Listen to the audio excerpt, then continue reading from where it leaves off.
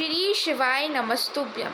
हर हर महादेव। इस वीडियो में आप पंडित प्रदीप मिश्रा जी के द्वारा बताए हुए 5 से 6 उपाय ऐसे प्राप्त करेंगे जिससे कि कल आप गंगा दशहरा के दिन कर सकते हैं और अपने पापों से मुक्त हो सकते हैं और जीवन को सुखमय बना सकते हैं। गंगा के घाट पर आयो, शिवलिंग मिले ना मिले, गंगा का ही एक कंकर निकालकर हाथ में रखकर गंगा का ही जल उस कंकर पर यह मानकर समर्पित करो कि मैं विश्वनाथ को गंगा जल चढ़ा रही हूँ, सोमनाथ को, केदारनाथ को, मल्लिकार्जुन को, भीमाशंकर को, त्र्यंबकेश्वर को, ओमकारेश्वर को, महाकालेश्वर को, वैद्यनाथ को, रामेश्वरम को, नागेश्वर को।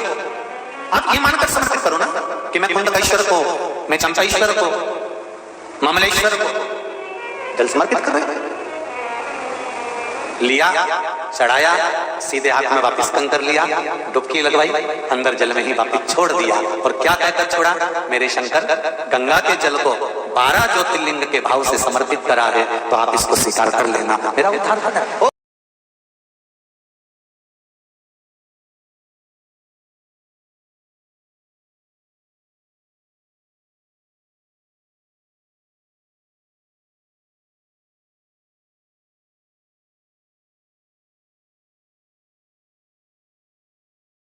जितने आस्था चैनल पर कथा सुन रहे हो, जितने फेसबुक और यूट्यूब पर सुन रहे हो, बहुत सावधानी से सुनना। केवल दशमी, चाहे उजाला की हो चाहे अंधेरे की। कौन से महादेव का नाम लेना है? श्रम्भेश्वर महादेव।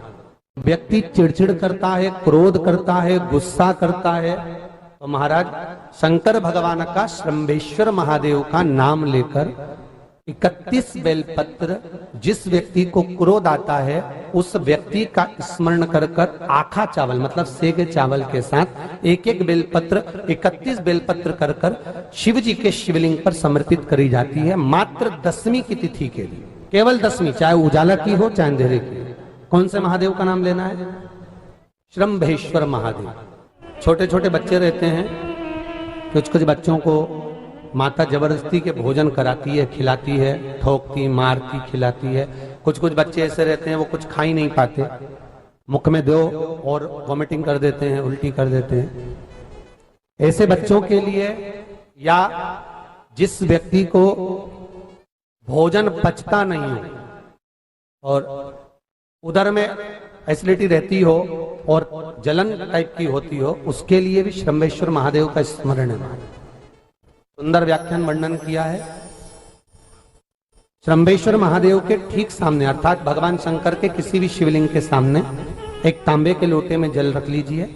उस जल के अंदर 3 बेलपत्र डाल दीजिए, एक पीपल का पत्ता डाल दीजिए, शमी के 11 पत्ते कलश को छुआकर शंकर भगवान के शिवलिंग पर श्रम्भेश्वर महादेव के नाम से चढ़ा दीजिए। उस जल को उठाकर ले आइए, एक रात्रि तक घर के अंदर रखना है।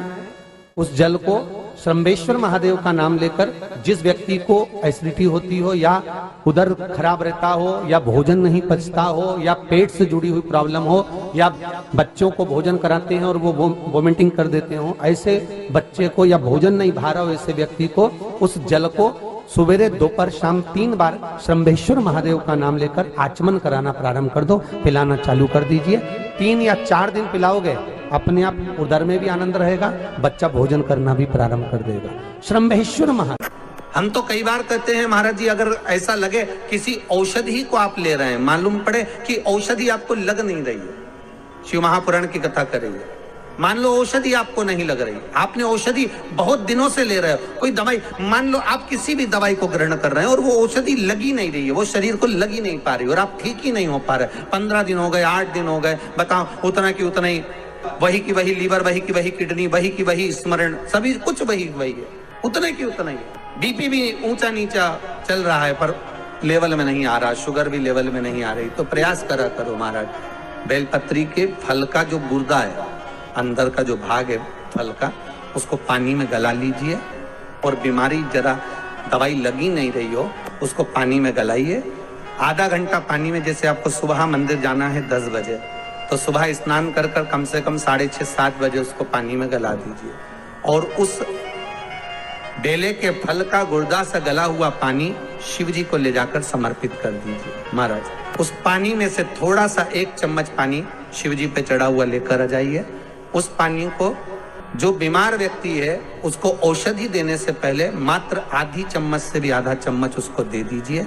भगवान शंकर का श्री शिवाय नमस्तुभ्यम का जाप कर कर उस पानी को देने के बाद अगर आप औषधि देंगे तो ये पक्का है कि औषधि अपना कार्य करना प्रारंभ कर देगी और वो स्वस्थ होना प्रारंभ हो जाएगी। आंवले के पेड़ के नीचे शाम के समय पर जो सूर्य ढलने से लेकर जब सूर्य ढलने लगे, सूर्य की किरणें कम होने लगे, तब से लेकर रात्रि के 7:30 पौने 8 के बीच में, सूर्य ढलने से 7:30 पौने 8 के बीच में आंवले के पेड़ के नीचे जो एक घी का दिया लगाकर कनक धारा का पाठ कर लेता है। कनक धारा की किताब बाजार में मिलती है, नहीं ला सकते मोबाइल पे सर्च करो, कनक धारा निकल आएगी। जगत गुरु शंकराचार्य जी ने जिन पाठ को करा है, कुछ श्लोक है उसमें 8 श्लोक, कुछ श्लोकों का पाठ पूरा श्लोक नहीं पढ़ सकते, पूरी कनक धारा का पाठ नहीं कर सकते, तो शुरू का 1 श्लोक और आखिरी का 1 श्लोक पढ़ लीजिए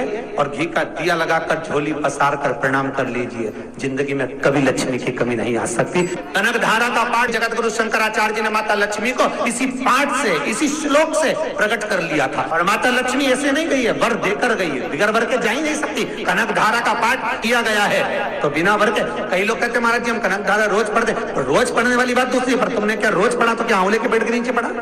पर आंवले के पेड़ के नीचे जो कनक धारा का पाठ करता है, संपदा की कमी नहीं होती।